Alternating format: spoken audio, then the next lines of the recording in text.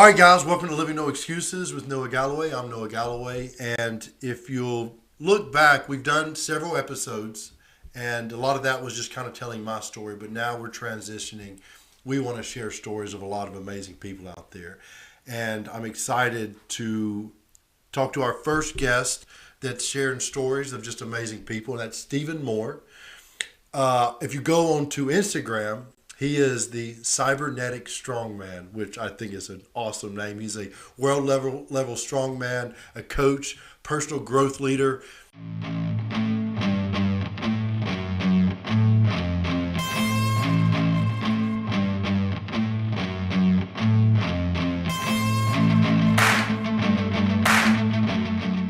And I am excited to have you on the show. Stephen, how are you doing?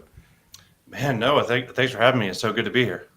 Oh no, it's when we were getting ready to record and we were adjusting things, I did say it and I meant it. Your background looks awesome. What are the Oh, thank you. belts? So the belts are this is 2021, 22, and 23 America's Strongest Athlete with Disabilities. Then we have let's see my first World Championship, the Magnus and Adaptive World Championships 2023, 2024 Arnold's UK second place 2022. And then these are local, and then worlds from 21 and 22, second and third place. Um, so yeah, this is just stuff I'm really proud of. Stuff I never thought I'd accomplish when I got Yeah, started. no, it's awesome, dude. Yeah, Thank I you. think it looks good behind you, and I know you're proud of it. All right, so you mentioned an adaptive athlete. Tell everybody. Well, you know what? Let's not worry about telling everybody. Just tell me what happened. How did you end up an adaptive athlete, and what is an adaptive athlete? I've been an athlete since I guess basically 13 years old. I started playing football in middle school, but what really um, lit me up on fire, it was powerlifting in high school. So I started powerlifting at age 14. Did that all through high school. I went to Louisiana Tech University to powerlift. Did that for a few years, and yeah, I was just a strength. I've been a strengthener since I was 14. So just trying to become the strongest version of myself. It's what caused me to become a strength coach. So I geek out on being strong and helping other people be strong. And when I moved to Austin in 2015 to start my personal training career, um, you know, I before too long I met somebody online, started dating, started talking about marriage, got engaged.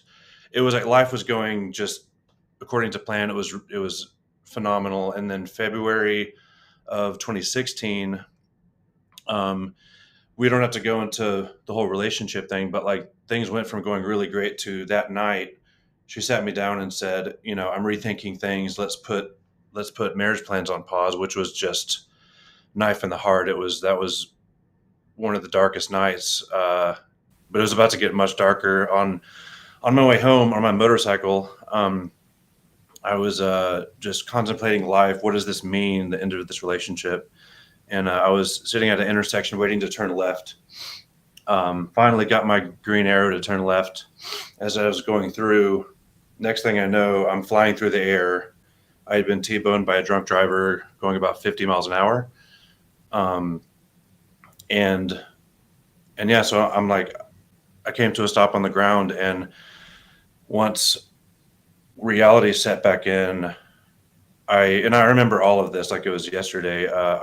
Laying on the ground, screaming so loud, I was having like an out of body experience. It's like I was watching somebody else die. It's like I was experiencing somebody else's pain, and then it was I I was like, I've never felt pain like this. This is the pain you feel when you die. This is not normal. I try to look up and inspect my leg, which was in pain, and by this point, all these people had gathered around me to try and help. The drunk driver had fled the scene, but all these people stopped to help. And this lady pushed my head back down and said, "No, you don't want to see it." I was like, "Oh shit!" So finally, the ambulance gets there, but they couldn't give me pain meds until they get me to the hospital and scan my brain first. And so I'm just in agony, and I'm asking them over and over again, like, am I going to die? Like, this is bad, right? And they said, no, you're not going to die, but you are going to lose your leg. And um, that's when the memories start to fade a little bit. They got me there, scanned my brain, and then I was out.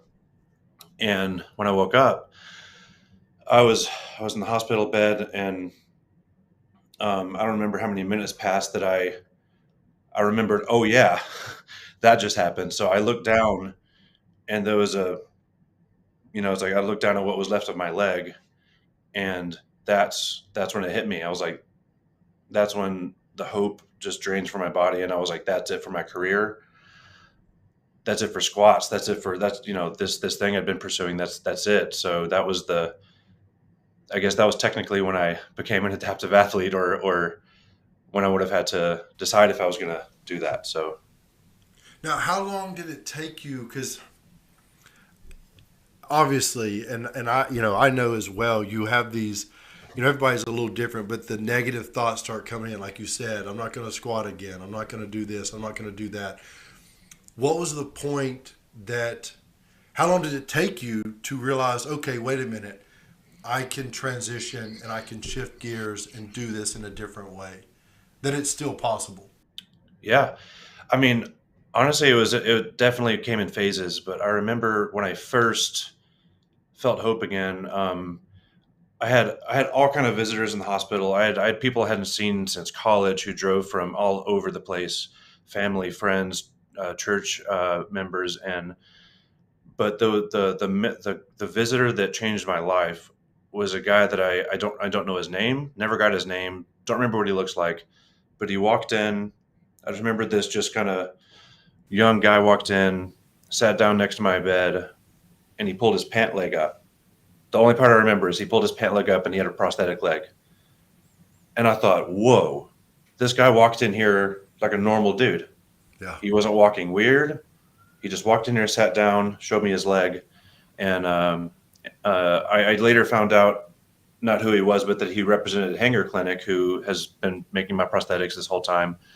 But he came, dropped off some materials, and was preparing me, for to hook up with Hanger Clinic and get my prosthetic made. But that was when I realized, oh, like it's not over. I didn't know how far I could go, but I was like, that's when I kind of decided.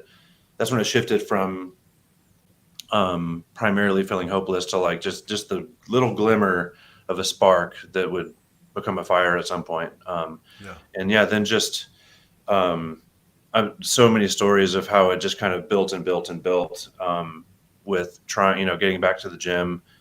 Tons of stories there, but that was the first moment when I realized it was possible. Yeah. You mentioned trying to go back to the gym. I know for me personally, after I was injured, fitness was big for me. And it was like I'd try to start working out again and I'd fall out. I Mm. worked with a trainer, then I quit. It took a while before it caught again. Did you have Mm. those kind of experiences? Not Or in terms. did you get in the gym? You're like, no, this is where I live. This is where I belong. This is what I'm going to do. Yeah, I mean, I can't take all the credit. I had so much support. Yeah. I was able to, I needed help with day to day stuff, so I moved in with my mom and stepdad, and they took care of me. And oh my gosh, I am getting tingles remembering it. I was training people out of a local gym in Austin called Hyde Park Gym, oldest gym in Austin. I still love that place.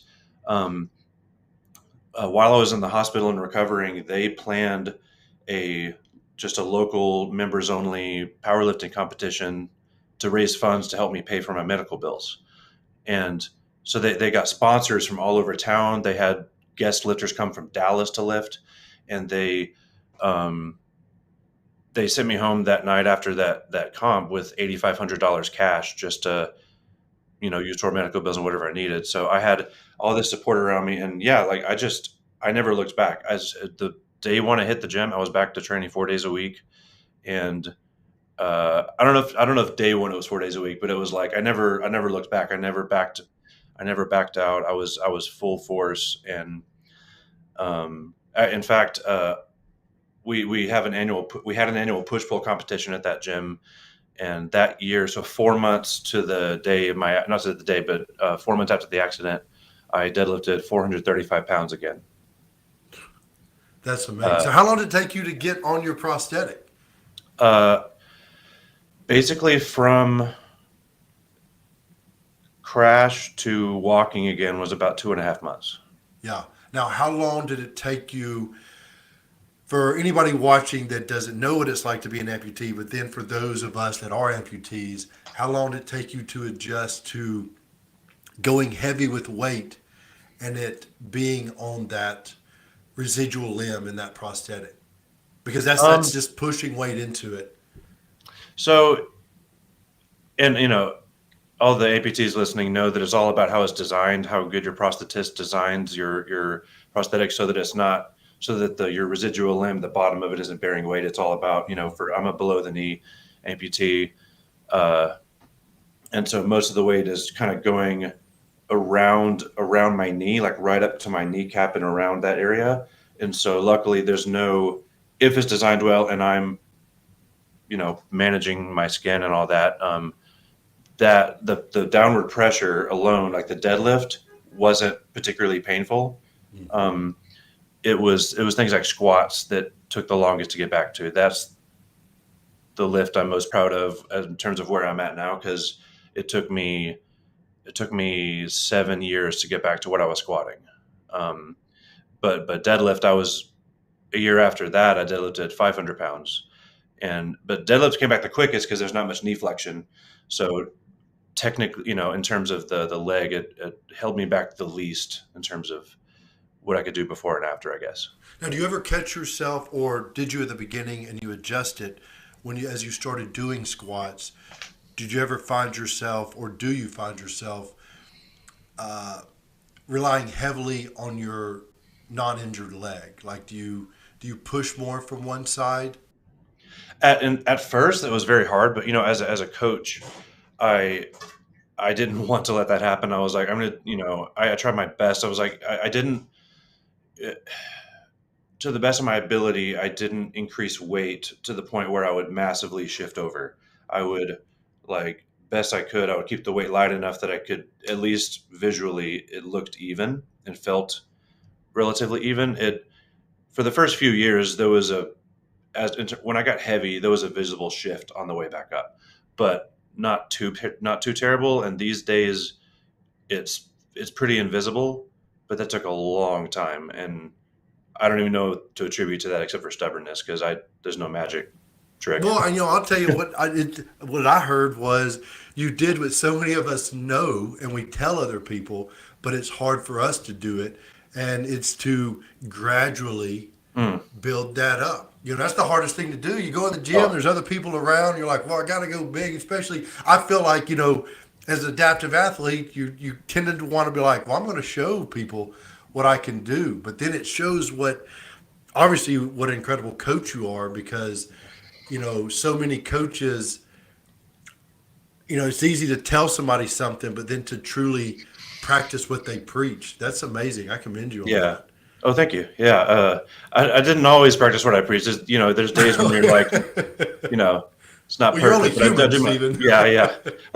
No, absolutely do my best to practice what I preach in that regard, because that's one of the hardest things to get clients to do, is to, most people who come to me don't need me to yell at them to push themselves to get stronger. I need to pull them back and be like, look, Yeah. you can't go 100% every workout. Can't do it.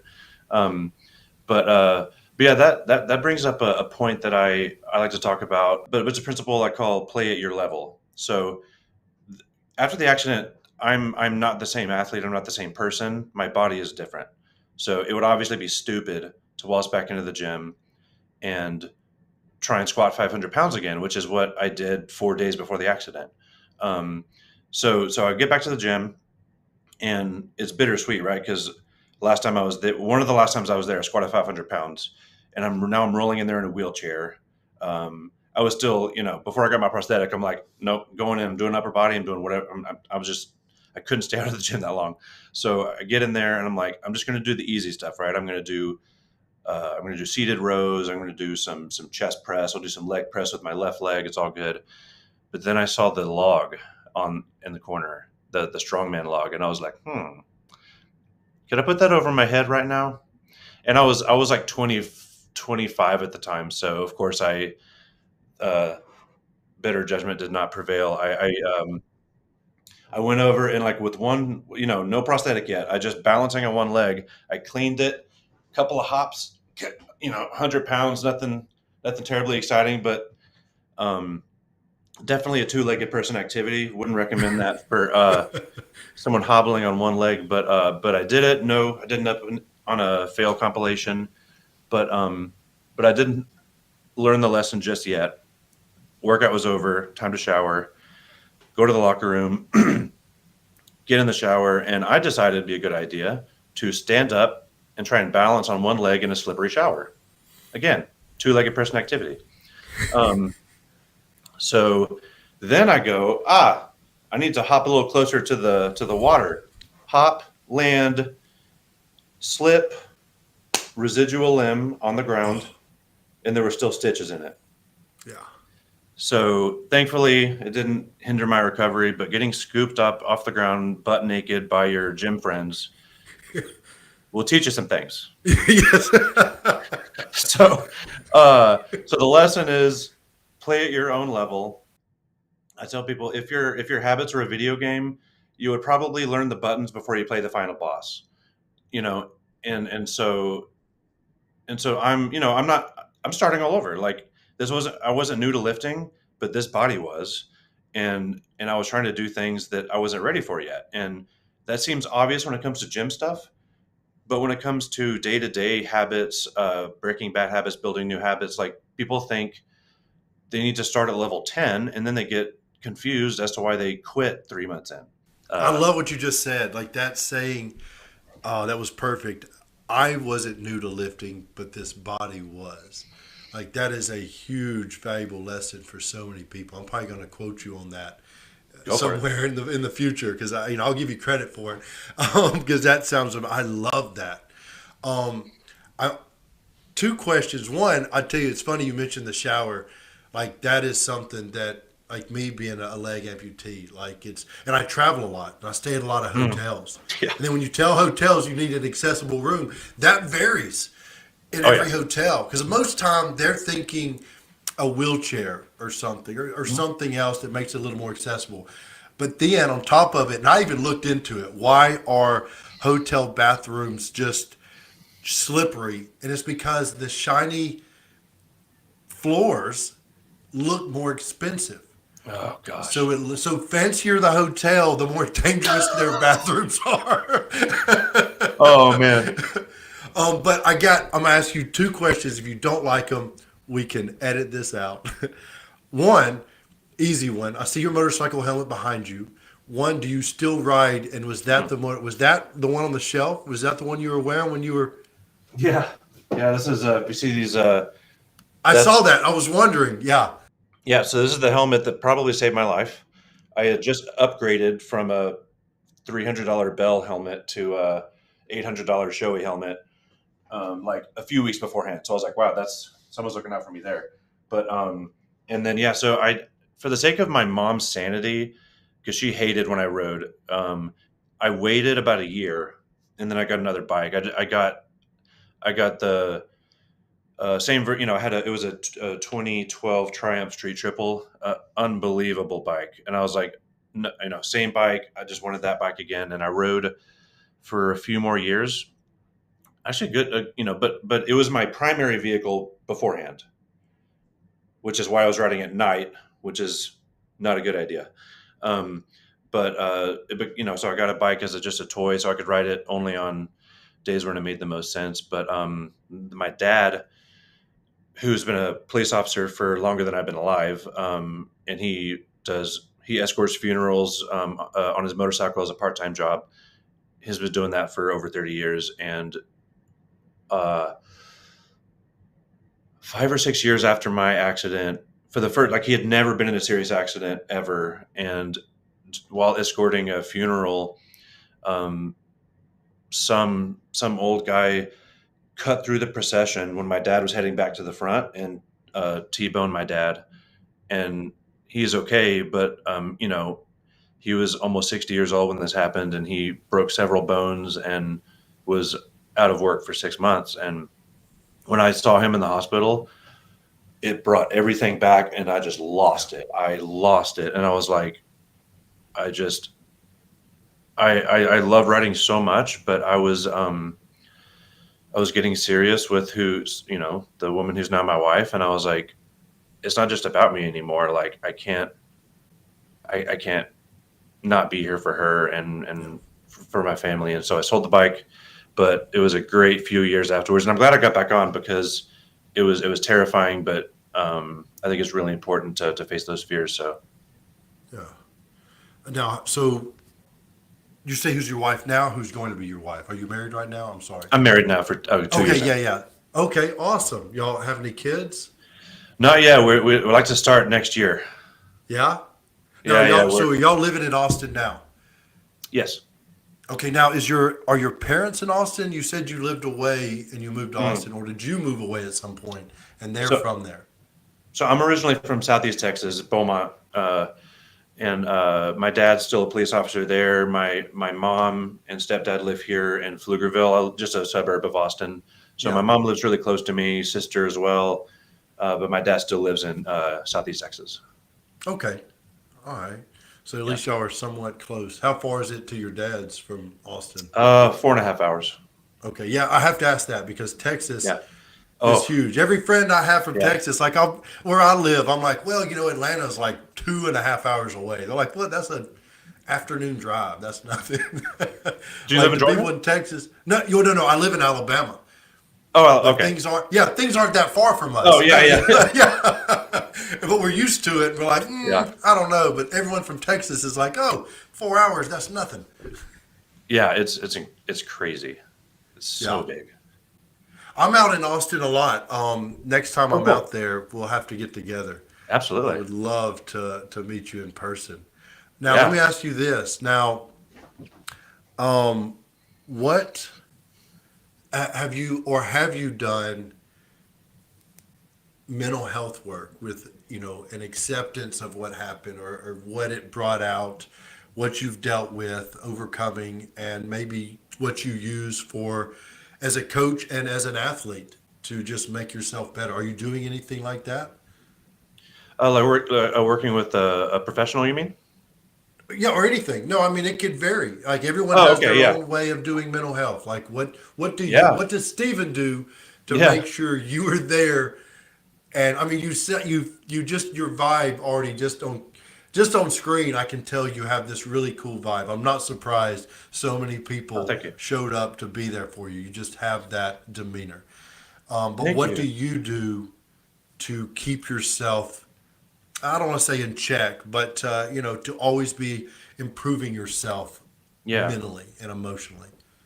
I mean, after the accident, it was, my faith in God was huge. Just like believing that um, everything's not necessarily orchestrated by God, but can be used by God. And so I believe that what happened to me, as tragic as it was, and it was tragic, that we don't want to just paint over it and say no big deal. But if I wanted to, this I could create a story that would give other people hope. And like from the very beginning, I remember being just given that vision of this is bigger than me. If I give up, this won't become that story. I won't help those people. And when I started posting on Instagram and seeing people's reactions and going, okay, like let's go, like this isn't just about me. And so that's one thing um, a lot of people talk about creating a vision and but they don't really talk about what that means. It's a very, very almost cliche thing in the personal development world, but I believe it's extremely important. It's just important how you do it. I say clarity of vision turns fear of failure into a cause for courage. And but it's got to be deeper than, I want a six pack. I want to make more money. I want to bench 315. It's like, no, like what? Like who do you want to be in 10 years?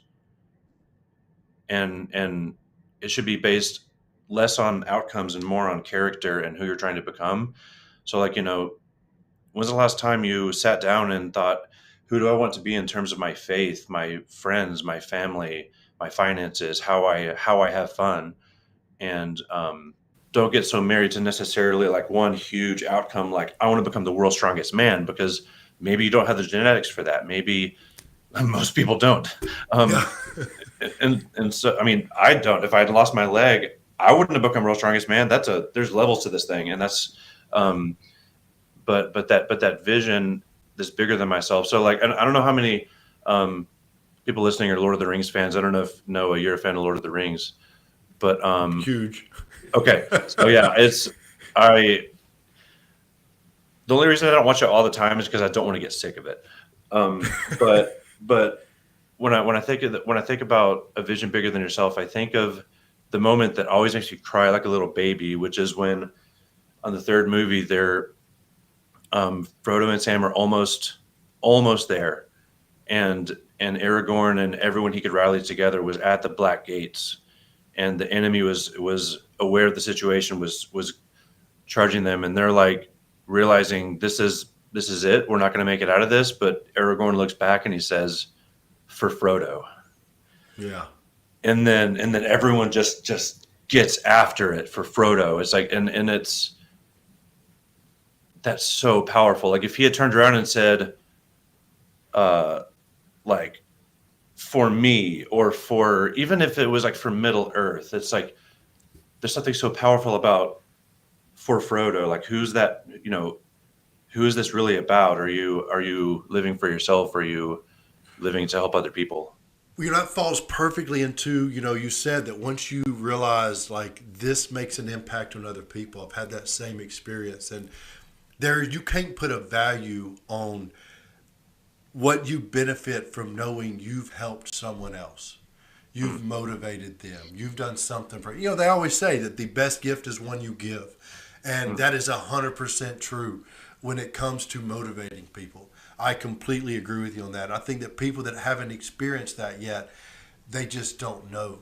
Because there's like, yeah, and we all want to make money, but doing something good and making an impact, that's one of the reasons why I even started a podcast. I mean, everyone's got a podcast now, and there's nothing wrong with that. But I want to continue doing something that is assisting someone else. And I do feel like sharing these stories like yours is going to motivate somebody. Because just like you know as well as I do, there are going to be people injured that are working out and need someone like you, just like that guy from Hanger that walked Mm. in and showed you his leg, and you're like, wait a minute, like I thought this is like just this person didn't have a prosthetic, then he did, and it changed your entire outlook. And that's such a like all he did. I don't remember anything about him. He didn't come in and deadlift 500 pounds right in front of me. Yeah, he just He was just showed me like, his leg. yeah, That's all I remember. I only remember seeing him walk normally and then realizing he's an amputee just like me. That's all it took to encourage me. People, it takes such little encouragement these days because nobody gets it to change someone's life. So yeah, imagine if this guy who came in there and did that changed my life, and he's the reason I'm sitting here with these trophies behind me. Like even if it's just one person, who could you do that for? One person by just pursuing what you know you need to be pursuing. yeah. And then there's that ripple effect because that guy probably Uh, wasn't even into fitness. You know what I mean? And it didn't matter. It didn't matter. He encouraged you to continue doing what you're doing, which will ripple, and you'll motivate people that aren't even into fitness just to take care of themselves. I love that. Now, what has been the hardest thing you've dealt with in life since being an amputee, aside from taking a shower? yeah, that's a dangerous one. In fact, I had round two where I hadn't learned the lesson yet in Iceland. World's Strongest Man, the World's Strongest Disabled Man the first time. In between day one and day two, I did that again. I was like, you got to be kidding me. But yeah, no, that wasn't the hardest thing. I've dealt with depression and anxiety my entire life, and although I was more fired up about life and fitness and coaching after the accident than I ever was, um, this new vision, this new outlook, that's no match for your bad habits. like humans naturally navigate in a negative direction, and your habits are they're automations that you're not going to just stop doing because you're excited about something. You can't go to a weekend seminar with Tony Robbins and come back and your bad habits melt away. Um, I like to say your bad habits are like a well paved highway with no traffic, well lit, and an 80-mile-an-hour speed limit. The way is paved for you and your bad habits. Like you, it's one of those things like you're like on the way to work and you know that path so well that you just kind of blink and oh, I'm there because you're going autopilot. It's just that's how your bad habits work. You don't have to. So, but your good habits are more like standing in front of a forest at night with armed with nothing but a flashlight and a machete. This new path I'm on wasn't going to be like that highway. It was going to be like one little inch at a time, hacking through trees and limbs, and who knows what creatures are there. So like when you're pursuing something purposeful and you're relying on motivation, it's going to be between 2 weeks and 2 months, and you're going to be back on that highway unless you audit your automations. You have to get in there and start asking yourself, what am I doing on a daily basis that's taking me away from what I'm meant to be? And so for me, for a long time, that like my vices all stem around hiding from my anxiety, hiding from my pain. And so that's, alcohol, video games, social media, and on and off. I never became like who the heck knows how you define, strictly speaking, alcoholism. Um, I'm at the very least very, very prone to becoming an alcoholic. And maybe someone from AA would say, oh, you're definitely an alcoholic. But on and off for a long time, I I had a habit of just I go home, I drink beer, I play video games, and I try to not just to get the demons out of my head and just go somewhere else. And I think I don't think I know I would be stronger today and would have had fewer injuries as an athlete if I had realized that tendency earlier on. And it obviously it made my depression worse, it made my anxiety worse, it made me worse at my job, it made me worse at encouraging people, all the things I was working towards that was working against me. And so um, we could go into whatever you want on that, but I would say that's probably the biggest struggle was just letting my bad habits of hiding from my mental pain were the darkest times. Well, you mentioned the drinking, and about 3 years ago, I took a break from drinking, and then after 6 months, I was like, you know what? I'm good. I don't think I need to drink anymore. I feel really good not drinking. And so then I always make a joke out of it, but there's always some truth to a joke. I always tell people, you know, I'm not going to say I had a drinking problem before, but I don't now. You know what I'm saying? So, so it leaves it to the eye of the beholder. Because like I would self medicate with alcohol. The same thing, just Yeah. hiding from feelings and emotions and denial. I was in denial for a long time with my injury. It took me a Mm, long time to like I was doing a lot of crazy races, things like that, but not in a healthy way. Like I didn't have the mindset. Like that's what I love about what you said about I may not have been new to lifting, but I'm new to this body. Like I love that because I jumped back in full force like nothing had happened, and now I'm paying the price for it in my 40s. You know what I mean? Like mm, everything's breaking down because I wasn't doing it in a healthy way. But gotcha. you have done so much improvement and development, and I've been injured just coming up on 20 years. You're coming up on 10 years. I'm super impressed, Stephen. And, not only as a world level strongman and a coach, but you also do personal growth leadership. And I can hear it in your voice and things you say. Like, tell me about that. What are you doing? How are you helping people? And could you share some stuff with us? Yeah. So basically, it's a newer. I mean, it's brand new. I've been a coach for what this year will be 11 years. I've been a coach, and I've devoured personal development books and podcasts, and like Jocko's one of my favorite. I love that. I was listening to him earlier today. But so that I've always kind of tried to weave that into my coaching where it's appropriate, and never pretending to be a psychologist, but just like recognizing struggles that people have that are similar to mine, and just sharing what has helped me. And about 6 months ago, I started.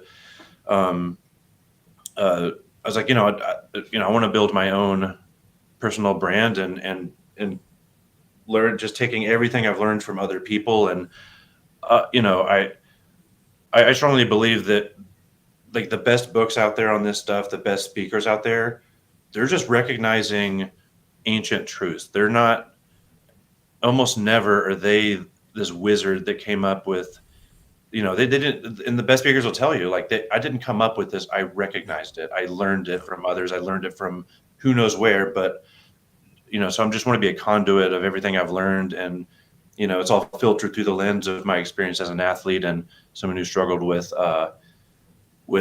doubting myself. Self doubt has been one of my biggest struggles, not as much as an athlete, but as a coach and as someone who could build a business that can help people. Um, and so, yeah, just taking the stuff I've struggled with and turning that into a way to help others. So, um, I'm working on, 6 principles, that I've pulled from all over the place, to help people do whatever their version is of what I've done, overcoming the impossible, and overcoming pain, or at least finding a healthy way to cope with it. So, um, what I've already described so far is, creating a vision, and I want to come up with a deeper way than I've heard in the past of like what that really looks like. Um, and then the problem with just having a vision and just having goals generally, the problem with it is you're not going to motivate yourself out of a bad habit. Like those things are entrenched. Like it took you years to build those. It's going to take you years to break them down.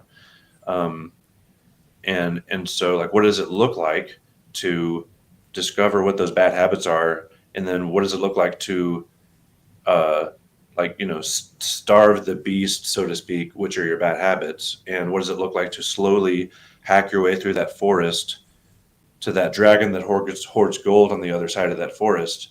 And playing at your own level is the next thing, because people, New Year's resolutions are a fantastic example. People go, all right, I'm doing this, I'm going to the gym. And then, the trainer's like, oh man, January's going to be so busy. New clients, which is great, but it's just this sad thing that everybody knows, that it's only going to be busy for a month or so. And that's because, with the best of intentions, people are biting off more than they can chew. And they're like, it's all from a good place. They want to change their lives. But it's, like I said, it's obvious that I shouldn't have pressed a log over my head on day one back in the gym. It's obvious that I shouldn't try to stand up in the shower. Those are physical, obvious limitations. But when it comes to personal development, habit change, people go, all right, I'm going to change 10 habits. I'm going to create 10 new habits.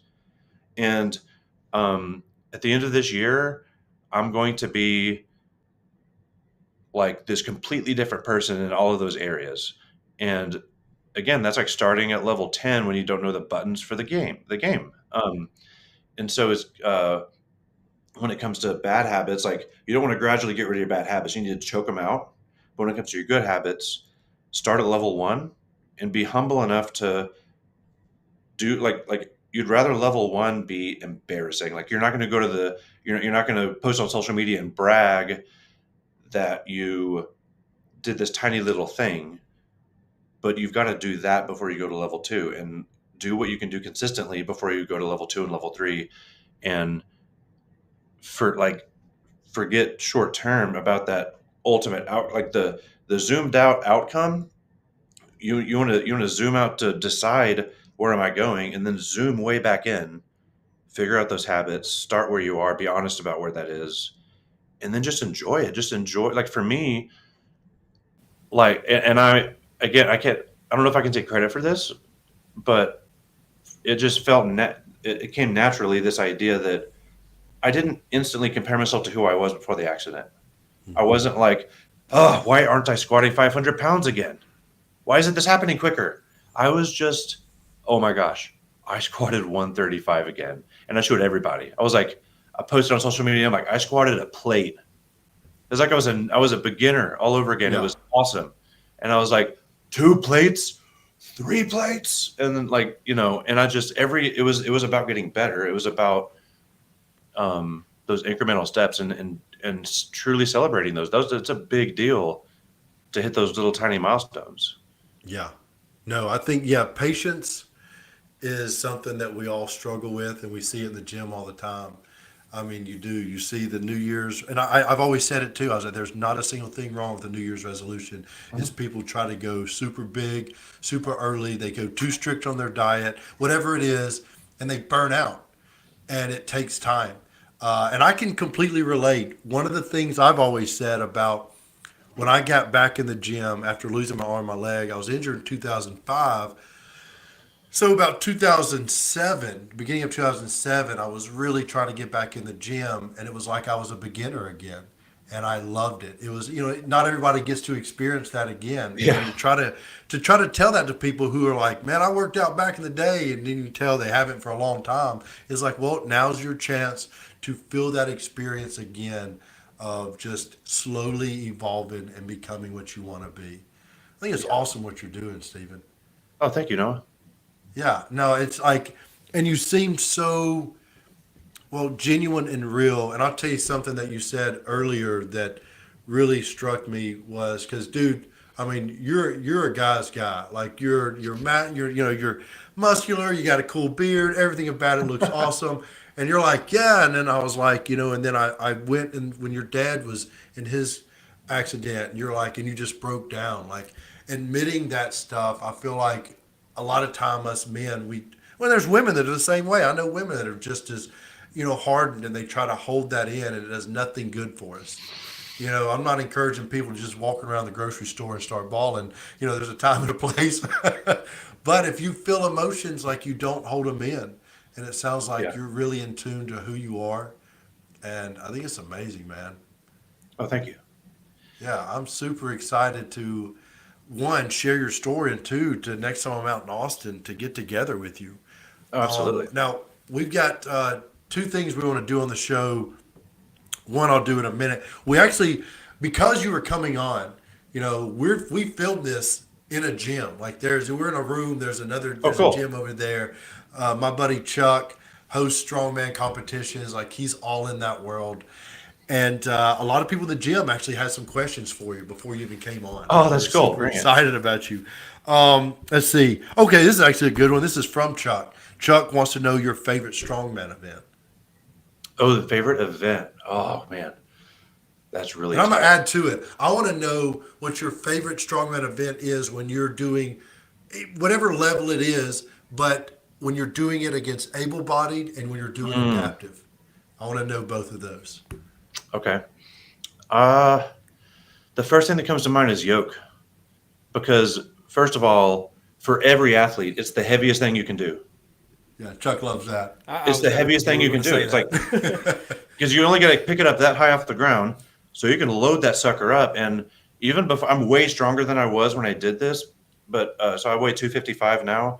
I was like 225, 230 when I carried a 700-pound yoke on my back with a prosthetic leg for 50 feet. Well, 700 pounds, like I don't want to interrupt too much, but yeah. Noah, after we get done here, I got to show you the video of him carrying a car.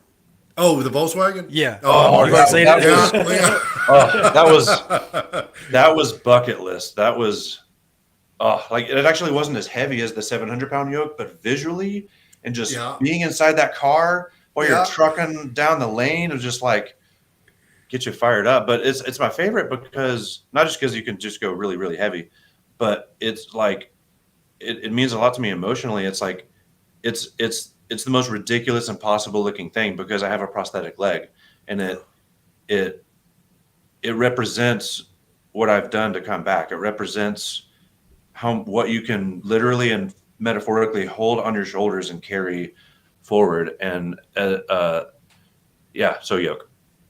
Love it. Now, okay. Now, what about as an adaptive athlete? Same Like thing. It against kind of adaptive sounds like it would be athletes. kind of be the same thing. It's cooler against able-bodied athletes because it's like hold my It really beer, watch stands this. out. Yeah, Um, yeah, yeah. and yeah, because you're the only guy there doing that. And everyone's just like, what is happening right now? But against adaptive athletes, I mean, oh man, just to mix it up. Another one of my favorites is log. It's also really challenging as an adaptive athlete because any kind of a press, you can't, if you don't have an ankle, you can't triple extend. So you can't get as much leg drive. Anything explosive, you can't be as explosive. And balance is crazy. And the log is one of the hardest things to balance over your head. And so I was so close recently, like painfully close to getting a 300-pound log in the gym. I'd done 290 and I was like, okay, let's, my coach gave me permission to try 300. And I was here and I barely lost my balance and I had to drop it in front of me because I was going to fall backwards. But there's almost nothing more primal and exciting than locking out a personal best over your head. Oh, So yeah, yeah. All right. Well, that actually goes into a great. So Alex is Chuck's wife. No, that's one of our gym Oh, members. who's that? That's a different house. Oh, never mind. Not his wife. Different Alex. Said, what is the difference between an adaptive athlete and a non-adaptive athlete? For example, are you pitted against only leg amputee athletes? That's actually a good gotcha. question. Yeah, it's a great question. It's actually it's a struggle in the sport. It's a struggle to choose the right categories. I don't envy the promoters who have to decide those things, but how it currently works is there's four categories. There's standing class 1, standing class 2, seated class 1, seated class 2. Standing class 1, which is me, is anybody from below the knee amputee all the way, and I say all the way up, as in it's kind of like I'm the most disabled you can be and still be in that category, because you can also be in that category if you're hearing impaired, visually impaired, ataxia, basically anything where you can stand and walk and carry the weights, but the disability doesn't keep you from carrying the weights and Now, would a deadlifting and double below walking. the knee amputee fall into that same category, or does that move? Probably that would be a judgment call. The Okay. problem would be, and they may be able to, in that case, it would be if they wanted to, like you can go up and disadvantage yourself if you want, but I think they would be allowed to do seated class To 1. CD class 1. Okay. So standing class 2 is one arm or only the use of one arm. So Okay. James Spurgeon, for example, has both arms, but he has an injury that killed the nerve going down his arm, and so he can't use it at all, basically. And so he's in standing class 2, way stronger than me, by the way. I'm so glad he doesn't compete against me.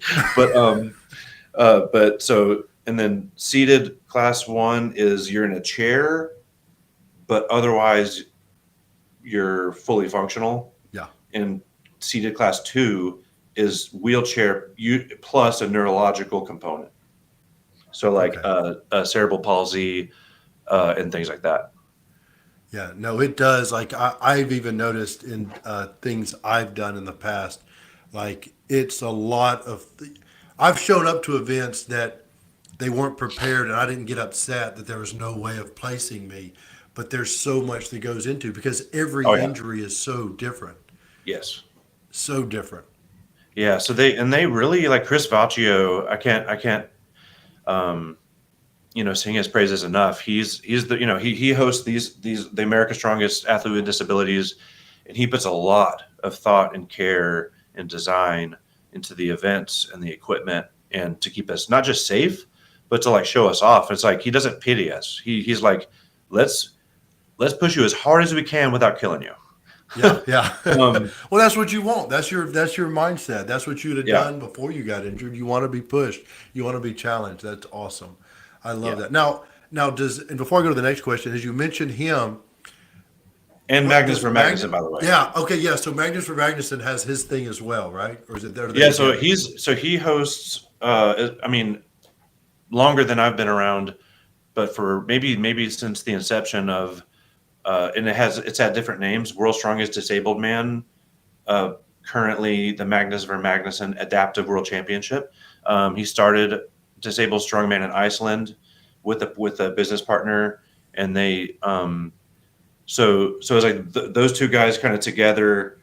Chris and Magnus have probably the two biggest players in the adaptive world.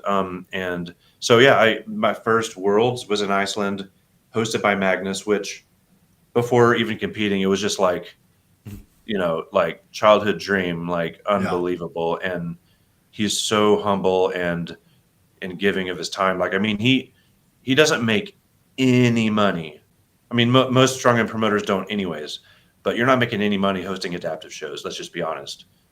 He's doing it because he wants to. Yeah. He knows what it's doing. He's found that same thing, that feeling of helping someone else is the most powerful thing out there. And that's amazing, because now a lot of men and women get to compete in things. That is awesome. Yeah, and that community, the adaptive community, man, if you ever get a chance to go watch an adaptive show, it will change your life. And if you can interact with the athletes, like it's I didn't serve in the military, but I've listened to enough podcasts where it sounds like one of the love languages is throwing insults at each other and making fun of your injuries and putting each other down in a loving way. And that's like what we do. It's like we're poking fun at our injuries and like, oh yeah, well at least I don't have to deal with this, and well at least I can still do this. And but it's an incredible community, and despite my accomplishments, just I think the most meaningful thing has just been the people I've been able to meet. Yeah. No, the disabled community, I had never heard the most, what some would consider, offensive jokes in my life until I started hanging around people with disabilities that have been disabled for years, and they're just so comfortable. Oh, man. And they just throw them around. Yeah, it's awesome. All right, let's see. Melanie is another member here at the gym. What would you say to someone who suffers a traumatic event and loses motivation to keep pushing? So it's just a traumatic, something happened, someone lost their motivation, they've come to you, they're like, what would you say to them? What are your words of encouragement?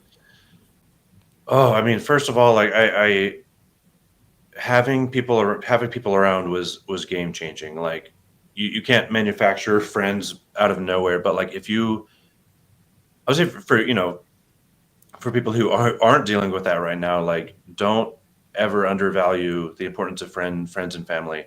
And if you are in that position, just like call on anybody who you care about, who cares about you. Don't do it alone. You don't get bonus points for doing it alone. I would not be here talking to you today without the support from countless people. Related to whatever you're dealing with, like what if this is your friend going through it, what would break your heart if they said to you, like if you visit your friend in the hospital, switch it around, your friend's in the hospital or dealing with what you're dealing with, you go to visit them, and if they sit there and just say, it's not worth it, I'm done, I quit, you would get angry. If you loved them, you'd get angry, be like, what are you talking about giving up? And so like keep that, whoever that is, think of that person that means the most to you, and imagine that they're doubting themselves like you're doubting themselves. You'd have a talking to it with them. And so spend some time thinking about that and get fired up about it. And like, who's that person that you would do anything to keep from losing hope?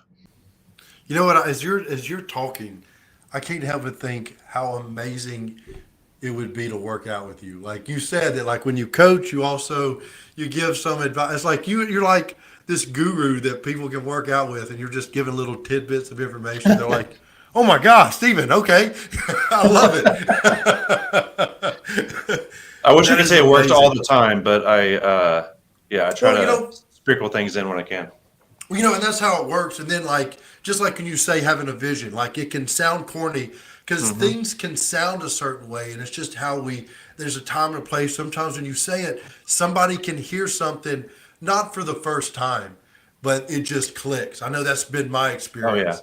You know what I mean? Because, oh, look, I've got a wife that's a yoga instructor, and she's always talked about a vision board. I'm like, huh. But then it's like I realize, oh my God, no, writing things down and a vision of what you're going to do, that's the game changer. You know what I mean? So it's the same thing. It's just a different way of doing it or calling it something. And it just takes Yeah. certain things to make it click. All right. At the end of this, I want to talk about what are you promoting? Your Instagram, I want to say this while we're on here, is, I just had it up and it went away. Okay, so it is Cybernetic, Cybernetic underscore Strongman.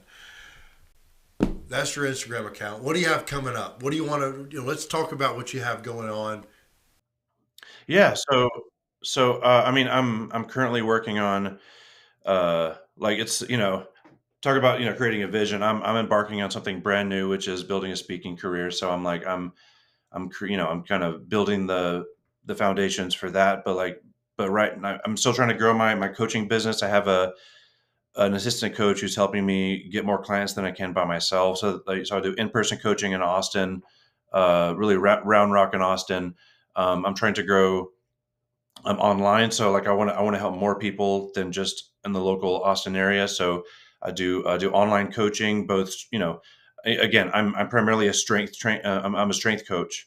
I'm a strength coach who nerds the heck out on personal development, and so I'm trying to lean more into that.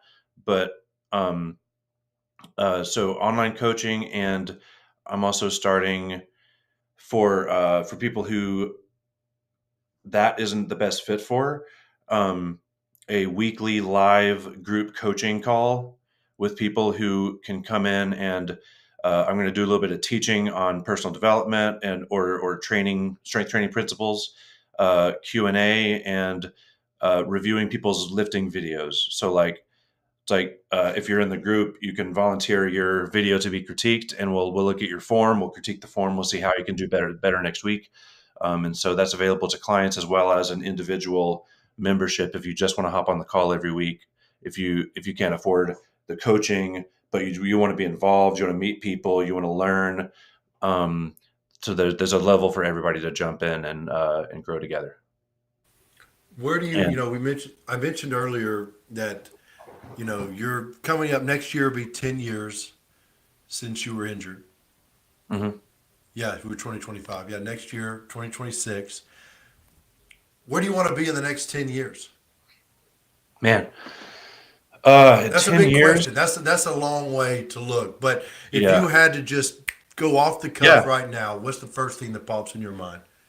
I still want to be coaching people. I'll probably do this the rest of my life. I want to reach more people with my story, and so I'm going to Toastmasters once a week. I'm building my speaking skills. I'm doing really uncomfortable things that terrify me right now. But in 10 years, I want um, I want to travel the world, telling people my story. I want to be a professional speaker. I want my business to be a blend of coaching and speaking.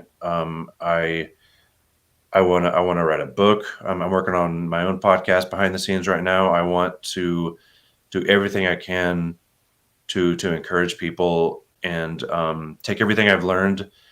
It's like I've kind of I've been able to share it with my clients, but it's like I don't want to keep it to myself. I want to take everything I've learned as an adaptive athlete and just get that message out there. So in 10 years, I want to be reaching millions of people instead of 10,000. Love that. Yeah, as soon as you get your podcast going, like hopefully mine is still going. I want to promote it. Like, I anything I can do to help, even on my social media, whatever, like I want to help promote Oh, that. thank you, Noah. Because I think you would, that was going to be one of my questions. Have you ever thought about doing a podcast? Like that just sounds like it would be a perfect fit for you. Oh, thank you. Yeah, because no, it's your whole, I know I said it already, but your demeanor is really good. It's really calm, and you're easy to listen to. And I'll tell you what, as a speaker, I've been speaking for a long time. Toastmasters and things like that, I've always told people the more you can get in front of people, it helps you relax. It helps get you where you need to be in that realm of just being comfortable. You know what I mean? And Yeah. then you start really working on how you create a story. You know what I mean? How you grab people's attention in the beginning, how you keep, the bandwidth of the listener is only so much. You start fine tuning your story, what's important, what's not. And then I've always told people that your closing is power. The more powerful your closing is, you can flop and mess up in a speech, but if you close strong, that's what people remember.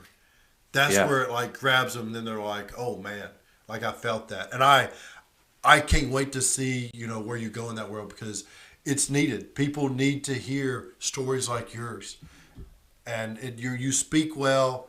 Just don't hear. You're going to be a great speaker. I love it. Oh, thank you.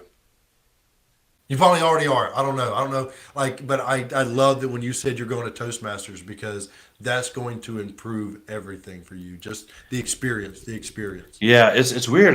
It's when I'm out of my comfort zone in terms of like just environment, it's crazy how nervous you can get because I'm trying to do little like 5-10 minute speeches in my I host a Strongman Saturday at my gym, and I just started it back up, and it's going great. And I'm like, I'm going to start each one of these with a speech, so those are reps that I can get. I'm going to do it at Toastmasters, but it's like uh, I feel so much more comfortable in the gym, which is that's my world. So I'm like, these are my people, this is my place, and I'm way more comfortable when I get in front of Toast. I don't know what it is. So I was like, I got to just like break that ice and get the reps in. Yeah. No, I mean that's what it is. That's one of the biggest fears people have is public speaking, and you're taking that on. Yeah. No, that's awesome. I think it's going to be Yeah. great. Now, all right. So I had come across one day these deck of cards that they're titled "How Deep Will You Go," and they have different levels. And we have levels 1, 2, and 3. Now, they go from level 1. It says actually level 1 is an icebreaker. Level 2, confessions. Level 3, getting deep. So it'll get more emotional. Like we did Okay. it one time on the show with Chuck and I. One night, actually, just after doing a podcast, Chuck and I just sat here. It was late at night, not recording, and just going through them. I was like, I got these cards, man. Talk about building a friendship with somebody. Just sit there and go through these cards. Oh, But that's I'm gonna awesome. let you, yeah, because it was really good. We had a really good conversation. Now let me ask you, which level would you prefer, 1, 2, or 3? Now I'm going to encourage you to go level 3, but I might even, if you say 1, I may just pick up 3. But you tell me 1 through 3, which one do you want? Oh man. I mean, I'm an open book. Let's go for it. All right, so level 3. Let's do it. Oh, do them all. Chuck says do them all. We just You build. know I what? mean, All hey, right. the You know spirit of what? playing Let's at your do own it. level. We'll start with Okay. level I ones. was just tempting you to see where you were. So, but we're going to start it off with level 1. All right. Let's see. We're drawing out of the deck. Let's see. What's the song you played by yourself but never with other people? Well, that's pretty good. Ooh. Okay. Let's see. I would say let's say guilty pleasure in terms of music would probably be Lady Gaga, Bad Romance. Yeah? What is it Yeah. about that? The tune, I don't know. Like the lyrics are dumb, but it's so. Lyrics are dumb, but But like the music, I'm very, very, very musical, and music can, I'm a metalhead at the core. I'm going to a metal show next week, but who's playing in it? I'm mainly going to see August Burn Dread, who is my favorite band. But it's also going to have a Trivium, Bullet for My Valentine, Yeah. and that's all I remember. But yeah, So when you're by but yourself, you'll sneak on a little Lady Gaga. every now and then. I respect it. I respect Before we it. go on, Noah, let's get your answer. My answer? Yeah. Ooh, about to sneak away from that Okay. one. Okay. So I will. I'll tell you what it is.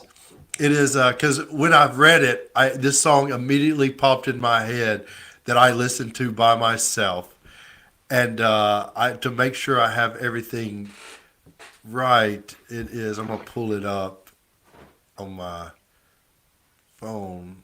I actually have a playlist of songs I listen to by myself. um, but You need this to one enter a right here, password to get into it. yeah. It's actually the song I listen to by myself is Harry Styles' "Sign of the Times."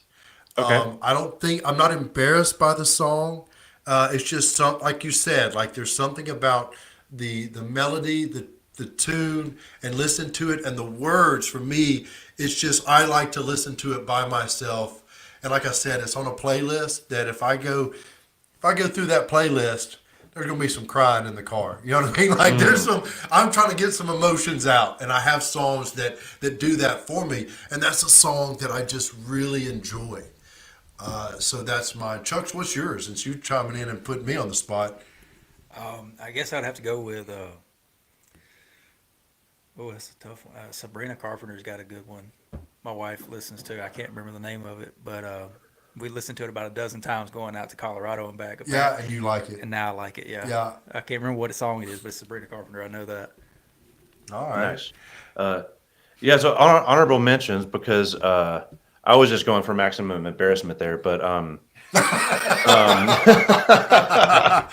All right, come on. What's another one you so got? I love Simple Man, but saying the cover that was done by Brent Smith and Shinedown. Yes. Good one. Phenomenal cover. Like you got to be careful when you cover a song that good. But Yeah. and then last one, a cover by "I Knew You Were Trouble" by Taylor Swift, covered by We Came as Romans. Ah, I haven't heard that one. I'll have Oh to pull that one man, up later. it's good. Is it? Oh yeah. All right. I'm gonna check Yeah. that one out. All right. Okay. Level two. Level two. What is something you will never do again? Okay. All right. So I've never really been into marijuana. Um, I smoked at first with my stepdad, which was hilarious. He pressured me into smoking with him. It worked. That was fun. That was fine. But recently, I guess it was, I don't know, it was about a year and a half ago.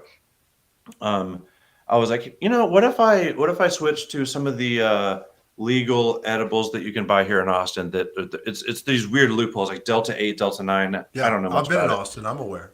it. So I was like, what if I do that instead of beer for a while, just to kind of like, lose some fat and maybe save some money, that kind They of call thing. that being California sober. California sober, nice. Yeah. Okay, Yeah. now I know that.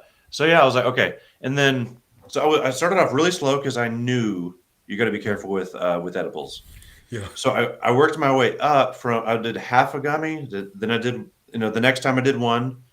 It's like so far so good. Like I'm not that high.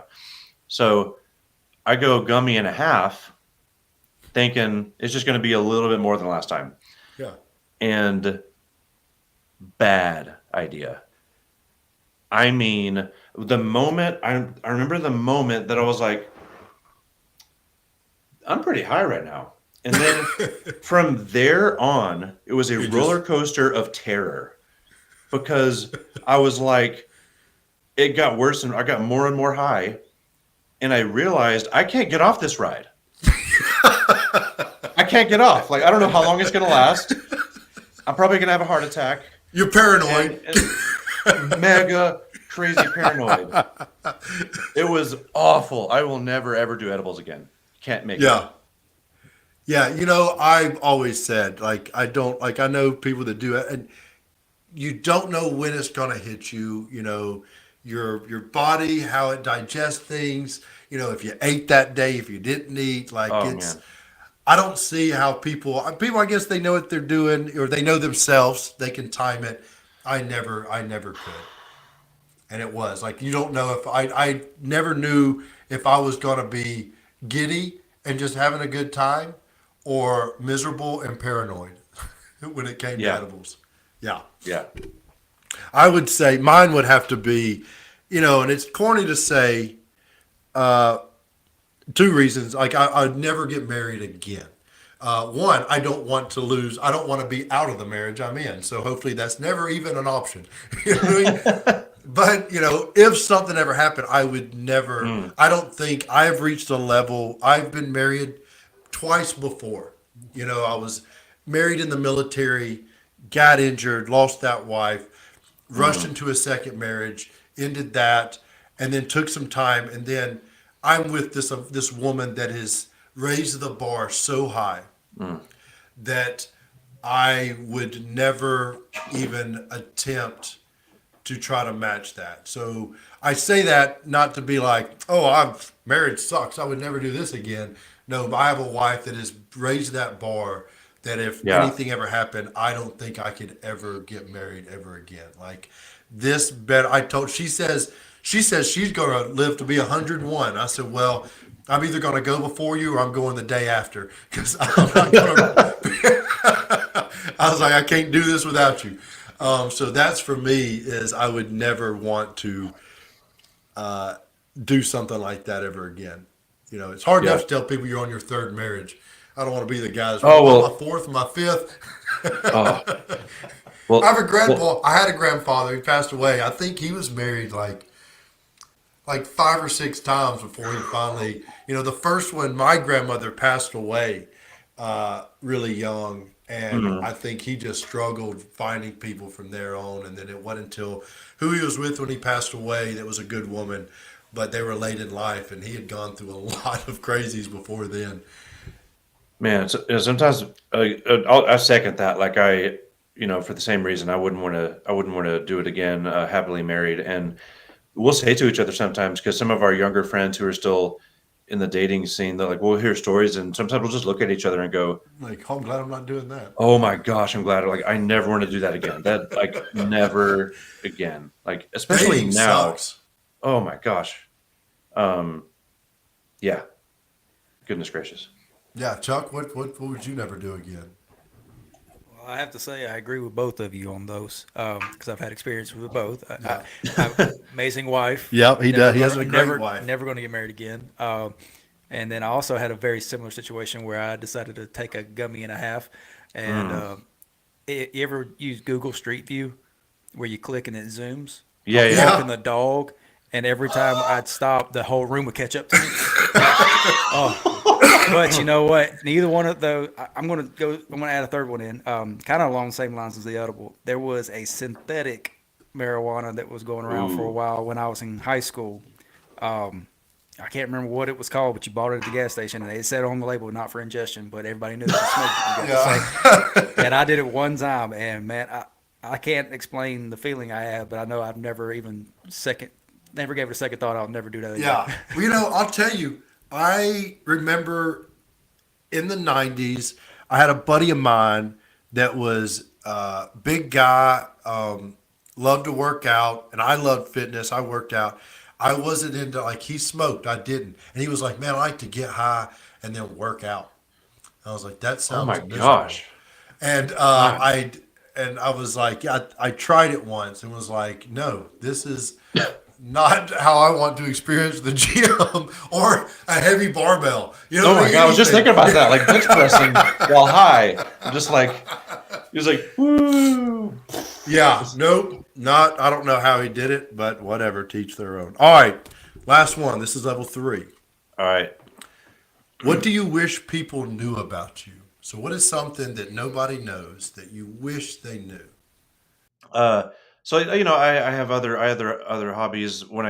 These days I'm like I'm all in on building a business, but like I miss I love woodworking.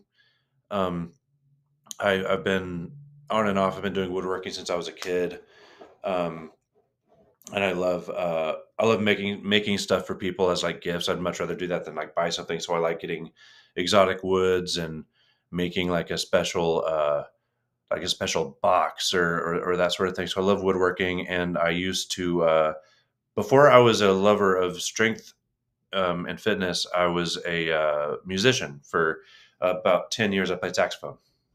What? Yeah. That is awesome. Yeah. So, do you still play? I don't. It's one of those instruments where excuses. I could have done it if I wanted to, if it meant enough to me. But apartment complexes don't take kindly to practicing your saxophone. Yeah. I was like, man, why didn't I learn guitar or something where like I could play by myself? Like, dang. So Yeah, so you haven't played in a long time. That is super. That man, you have to pick that back up. Like that would be I know awesome. it's What a yeah, cool, because careless that's a whisper cool going. instrument. Oh, it's great. Yeah. Oh, so fun. Like, And what did you not that play? hard Like, to. were you into jazz or? Oh yeah. So I played tenor saxophone primarily. That was my favorite saxophone, and I did jazz. There were sort of competitions in high school. You competed to be in a jazz band, and then you practice and play one big show. And that was one of the most incredible experiences of my life was learning jazz. And just like up until that point, I had just played like really classical stuff and band and then learning jazz. It was just like, oh my gosh, there's just so much more character and soul to it. And yeah, so I still love me some jazz music. Do you? I'm picturing it now. You sitting out by a fire pit, jazz music playing. You got your cigar. Like you're that guy, aren't you? Oh man. I mean, and I've never combined all of those things in one go, but But you but would. oh now I want to. Yeah. When I come to Austin, we're gonna sit around, smoke cigars, and listen to jazz music. Oh man, bring it. And I'll tell you what. So for me, what do you wish people knew about you? I have always wanted to play an instrument. Okay. My father played guitar and he said when he was in high school, he was in a band with other people in high school, but he was also in a band of people older than him. Like it drove his mother crazy. He'd be out at the bars as a teenager into the Wow. late wee hours of the morning, and he played guitar. And then when he was 18, he lost his left hand. He's below the elbow, but same side as me. Oh man. And he loved music so much, he can play the piano. Okay. And it was kind of obnoxious when we were kids because he'd sit at the table with his keyboard and play music just constantly. Like he didn't know how to read music. He knew how to hear music and play it. And he would play with it. And I was always jealous of that. I took some piano lessons when I was younger. Never really stuck. I have bought more than one harmonica in my life with the intentions of learning to play it, especially since I've been injured. I'm like, what would be a great instrument to play with one hand is a harmonica. And I actually just recently, my wife got one for our 2-year-old. He loves music. He's like, my 20-year-old plays guitar. Like music, he's got it from my father. It kind of skipped me, but I'm trying to force my way in. So for me, mine is like, I'm going to learn to play an instrument Yeah. eventually. Preferably the harmonica. I'm really going to start working on it. I get distracted and get too busy, but I had a friend of mine the other day tell me the harmonica is perfect because it just goes in your back pocket. Carry it Oh, everywhere you go there you and go. just get it Absolutely. out. And when my wife bought my 2-year-old a harmonica to play with and we got mine out, I realized how fun it is to just play with it and I'm like, what, if I just stick with it, maybe I could learn. I'm not expecting to be requested to come on stage with any bands anytime soon. I just like to be able to play when we're sitting around the fire pit smoking cigars. Oh I yeah. love to be that guy that maybe just breaks out a harmonica and hits a few notes. Yeah. I think when I would love one day to get back into music. I I I think just like in strength training, like when you're new to it as an adult, I think having a coach, having a teacher is so, if you can afford it, I think it's just so priceless to have someone who can hold you accountable and make you do it Yes. and make it approachable and give you the steps. And so like, I think about doing it again and I'm like, I'm going to have a teacher when I do this again. And that's super smart. Now, you said that when we were talking earlier. When you mentioned your coach, said, "All right, go for the 300." I love when you heard it. I was like, "Oh, I love that you said that," because here you are. You are a coach, and even as a coach, you need a coach. You know the Oh yeah. importance of having to be coached because that's a lot of people struggle with that. I have a teenager that has struggled with that. With you think you know it all, or you're learning it on your own. and you've got this motivation, but it's like, but you're missing that key component that a coach can do for you.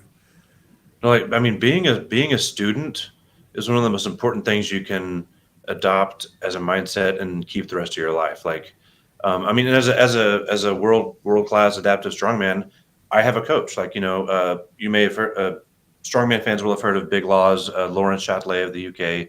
He's been coaching me for a few years now, and we've become really good friends. And he knows me so well because he's been my coach for 3 years, and having someone you can trust like that, and just gosh, like, do yourself a favor and be a student. Always be a student. I talking about, earlier talking about working on improving, entering the world of being a speaker. I've been speaking for 20 years. Wow. And I had told my wife, I was like, I want to make improvements. I feel like I should be taking some courses just to make it even better. And then lo and behold, a guest I had on the podcast, Diego, friend of mine, Navy SEAL, he decided to start a program to teach veterans and first responders how to share their story, how to speak. And I went that's and awesome. took his course in San Diego and loved it. It improved what my craft. And then now he wants me to come be part of the team. Because once we Oh, started wow. working with people, like, it was obvious that I speak. And so it was, I benefited from it from both angles. You know what I mean? Now here's another thing that I'm going to start doing to help people speak, but I'm also improving myself as a speaker, because it was a great course. And yeah, that's all we can do in life. If you want to improve, you have to be a student and be learning what you need to do to make those changes. Yeah, and it makes it more fun. It does. It does. It makes it much more fun, much more enjoyable. Stephen, you're awesome. Oh, thank you, Noah. This was so enjoyable having you on. Again, you're a great speaker. I have no doubt you're going to be amazing as you start to improve on stage, getting those nerves out, and then start speaking. Let me know when you start your podcast. Again, to everyone that's listening, Cybernetic Strongman. It's Cybernetic_Strongman. We're going to Correct. share it in our link. That's your Instagram. Is there a website? There's not a website yet, but Okay. if you have We'll any edit interest me asking in, that question out. No, I'm just kidding. um, gosh, making a good website, by the way, that is hard. But Yeah, no, I'm no help, so I don't know. but yeah, if you're interested in anything at all about what we've talked about, everybody gets a free consultation. DM me on Instagram. Just DM me a free consultation, and you'll get 30 plus minutes with me. If you don't sign up, we'll still part as friends. Maybe you could learn something. I can walk you through something that you're going through in the gym or in life or business, and that would be next step if you want to get connected. That is awesome. I love that. I love that you shared that. I'm glad we got that out there. And then you're going to do your book. Do your book, man. And I'll tell you what I did when I did mine, I had met someone early on in my injury that did the first national story on me. And there was a video and there was a written piece. And I remember when I read the written piece, something in it, I never thought about doing a book. But I was like, if I ever do a book, I'm going to ask this person to help me. And then as I got attention, I would meet people all the time that were like, hey, if you ever do a book, let me be your ghostwriter. But I always knew that there was that person I'd met. And then one day I reached out to her and was like, hey, what are you doing? And she was in between jobs. And I was like, I want to hire you to write my book. And she was so good at when we worked on it. She knew how to ask the right questions, to pull things out of me, and then help us do that book. If you decide to go that route, it's worth doing with someone you trust, or you might I may be talking to someone that's an amazing writer. That's just as good if you can do it. I am not, so I brought someone in to help me do it. That's But great. it was worth it. It was great. I'm glad I did it, and I think you should definitely do a book.